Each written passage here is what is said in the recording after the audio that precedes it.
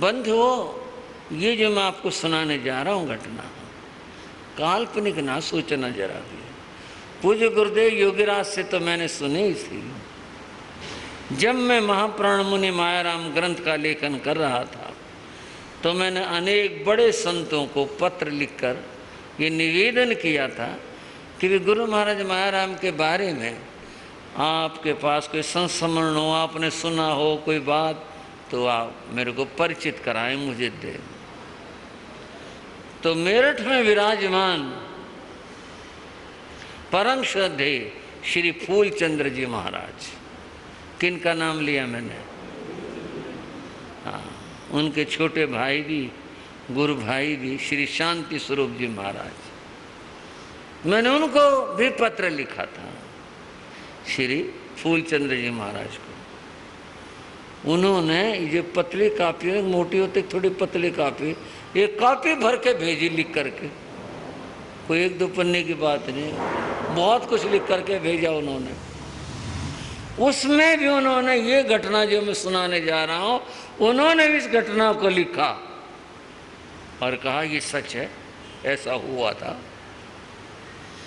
जब गुरु महाराज जा रहे थे और मिलिट्री की जो कंपनी थी उसका वहाँ पर डेरा था, वहाँ से गुजरना हुआ, उसका प्रमुख उस समय जो भी रहा होगा, सेना के पद कम ही जानकारी में आते हैं, ब्रिगेडियर होते हैं, कुछ और होते हैं, जो भी उसका अधिकारी था, बड़ा अधिकारी। संयोग होता कई बार वो निरीक्षण के लिए आया हुआ, तो उसके साथ 2 और सैनिक थे और बाकी तो पहरेदार अपने लगे हुए थे। वो निरीक्षण करने लिए आया था। उसने पहली बार जैन साधु को देखा, उसका नहीं पड़ा काम। बतेरे लोग होते हैं जिनका काम ही नहीं पड़ता, उसका काम नहीं पड़ा था। उसने साथ के सैनिक से पूछा कि ये कौन लोग हैं ये? अब भारत वाले तो ये जानते भी ये जैन साधु पट्टी वाले साधु होते हैं, नाम चाहे कुछ भी दें, जैन साधु कहें, पट्टी वाला कहें, मुंह पटिया कहें, जो कुछ भी कहें, उन्होंने बताया ये लोग साधु हैं। तो उसके मन में जिज्ञासा आई, बोले इनसे बात करेगा। और वो तो अंग्रेजी वाला आदमी था, अंग्रेज था।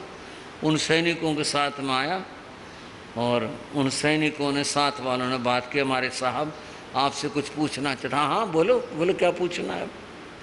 उन्होंने दुभाषी का काम किया और वो उसने जो भी कुछ पूछा, अब मैं उसे बना बना के कहूँ ये पट्टी क्यों लगाते हो, ये क्या चीज़ है, आप खुद ही सोच सकते हैं क्या प्रश्न किए होंगे उसने। जैन साधु के बारे में प्रश्न किए होंगे।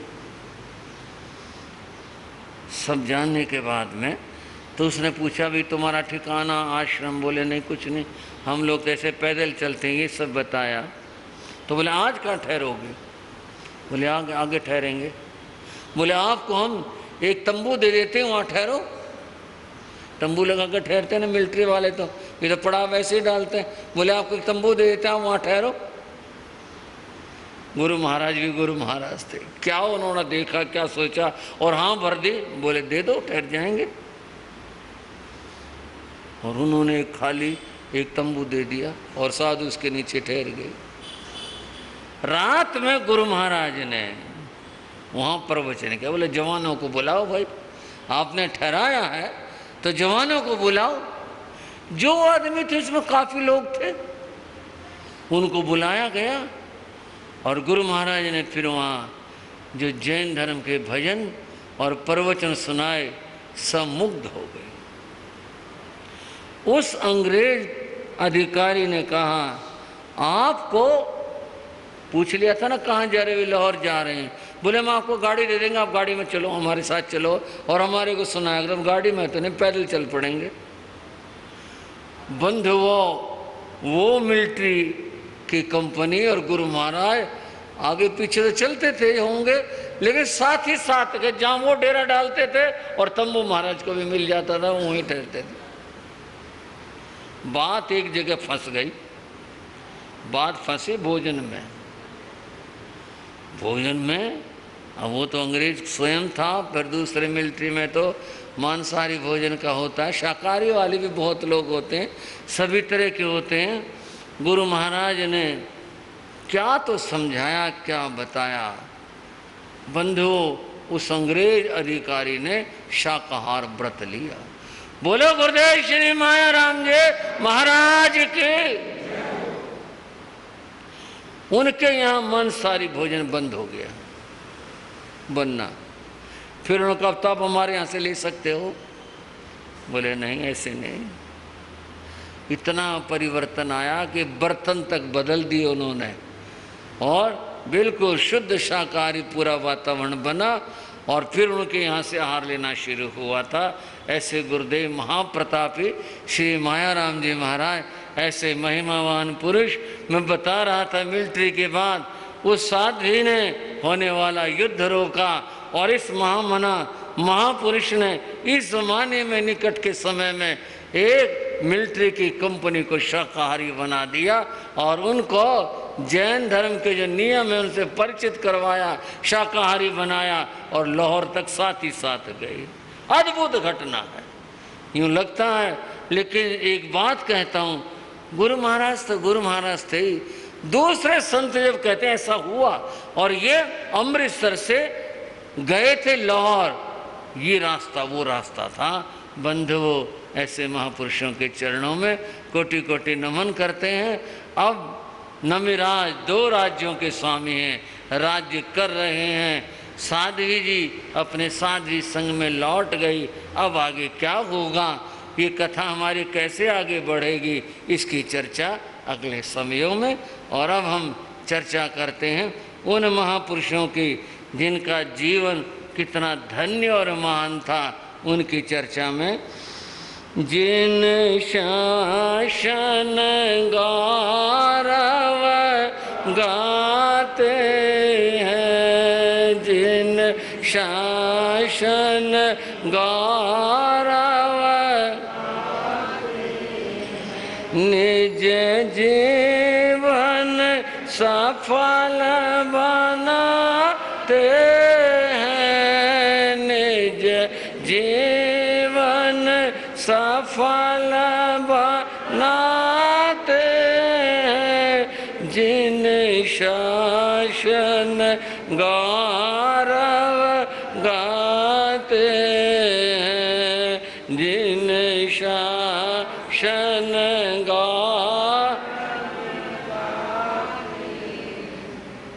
साधुओं की दुनिया भी अद्भुत होती है। इसीलिए तो कहा साधु देख दुनिया हंसे, दुनिया देख हंसे साधु। लोग तो साधु को देख कर बड़ा हंसते हैं, बड़ा मुखौल बनाते हैं। हरियाणा में गांव है मुडलाना, वहाँ के बहुत मजाकिया लोग हैं, बहुत ही हास्य वाले लोग हैं। साधु चले गए, बैठे रहे 5-7 आदमी। एक बोला, अरे जागे, तू यूं क्या था, मेरी चादर खो गई, देख तेरी चादर तो इनकी खाली बड़ी मोटी बच रही है, अपने बचा ले। नहीं समझ आए हरियाणा की भाषा से, हरियाणा वालों को तो समझ में आओगे। बोले तो कह रहा था मेरी चादर खो गई, इन्होंने पाड़ पाड़ करके चादर खानी शुरू कर दी, तो अपने चादर बचा ले। बहुत हंसी करते थे लोग, बहुत हंसी करते थे। साधु जाते किसी के यहाँ, पहले कुछ ज़्यादा मामला था, बोले चला आया, मुंह बांध लिया, पेट क्यों नहीं बांध लिया, जो मांगना नहीं पड़ा वो चले आया। साधु को देख करके दुनिया हंसती है। और बता दूं, दुनिया देख हंसे साधु, साधु में हंसते हैं। बोले लग रहे हैं, ढो रहे हैं दुनिया में, क्या लेकर जाएंगे बेचारे।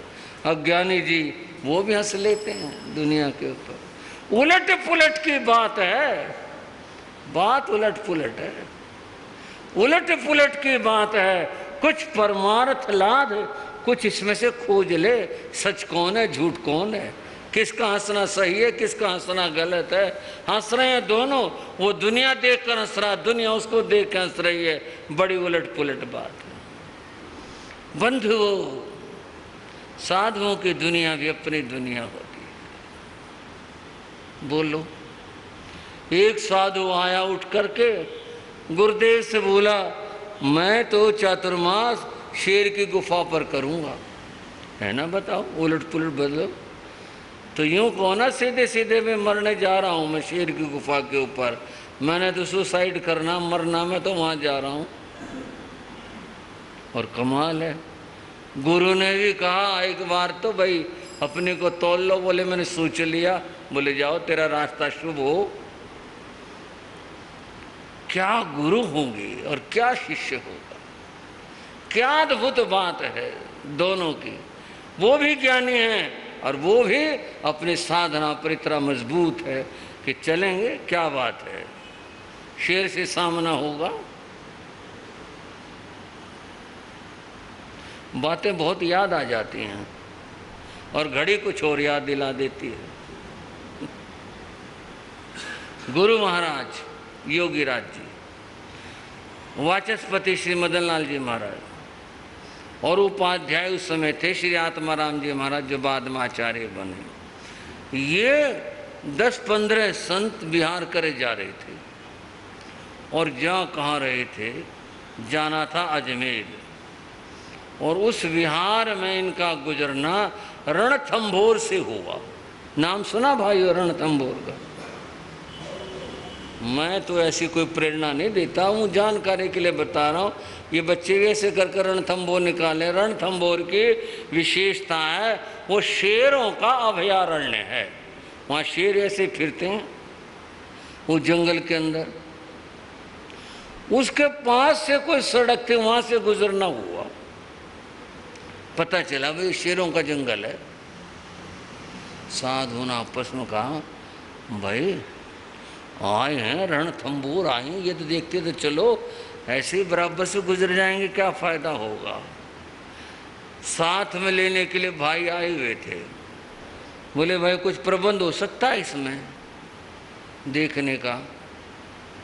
बोले महाराज क्या करोगे, खाम खाई में ऐसी खतरनाक जगह है ये तो। बोले अरे खतरनाक की तो कोई बात नहीं, देख सकते हैं क्या?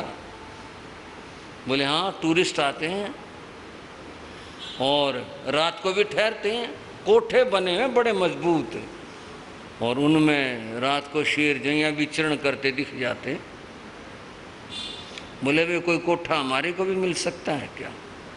बोले गुरु महाराज मिलने को तो सब मिल जाएगा, लेकिन शेरों के। बोले भाई आए हैं देखे तो सही।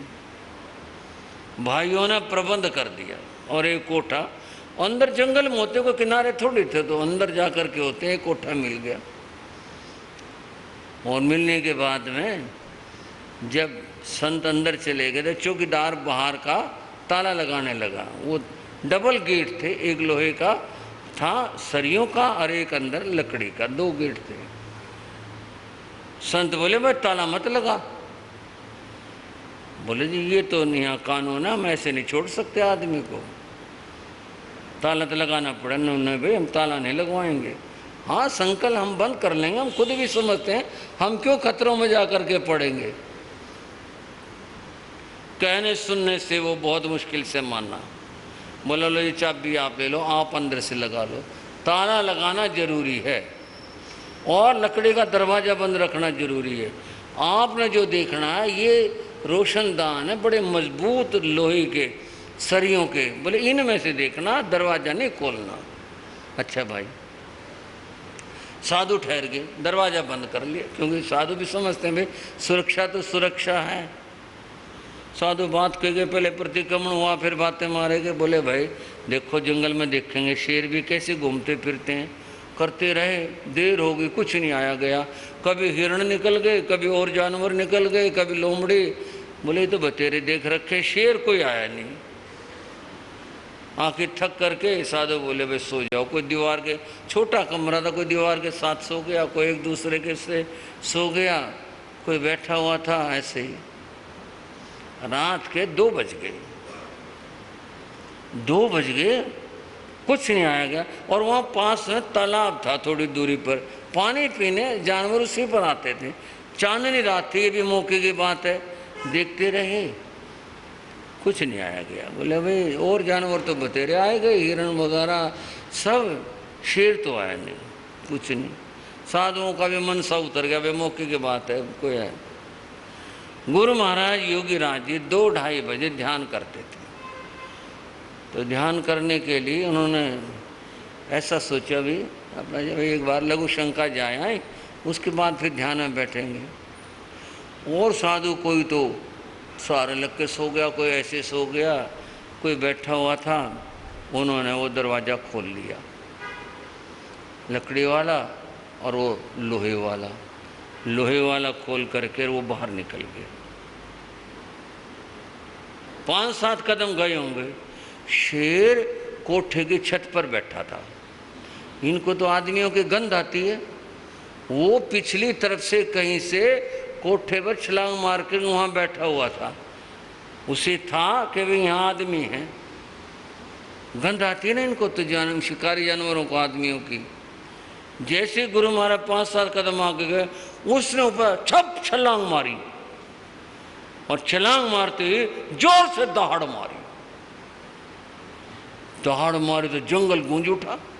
एकदम से सोए सारे साधु जाग गए, दरवाजा कुंडा खुला हुआ था, और देखा योगीराज बाहर है। बताओ जी क्या कर ले ऐसी मुसीबत में। और वो शेर आक्रमण के पूरे मूड में, पूरी तरह से। गुरु महाराज थोड़ा और पीछे हटे, भाई बहुत ही। और साधु अंदर क्या, योगीराज जी महाराज अंदर आ जाओ, अंदर। और अंदर तो जब आ जाएंगे, बीच में खड़ा हुआ है, अंदर कहाँ से आ जाओ, दरवाजे के और उसके बीच में। और वो लपलपा रहा आक्रमण करने के लिए। बंधुओं, ये मैं क्या बताऊं, दुनिया जानती है, योगीराज गुरु महाराज बलवान बहुत थे। ऐसे समय में आदमी कोई भी हो, बट कमी क्या रह जाती है डरने में, पर वो डरे नहीं। उन्होंने अपना रजोगुण संभाला, और जैसे वो दहाड़ मारता ना, ये दहाड़ से ही परास्त करते हैं।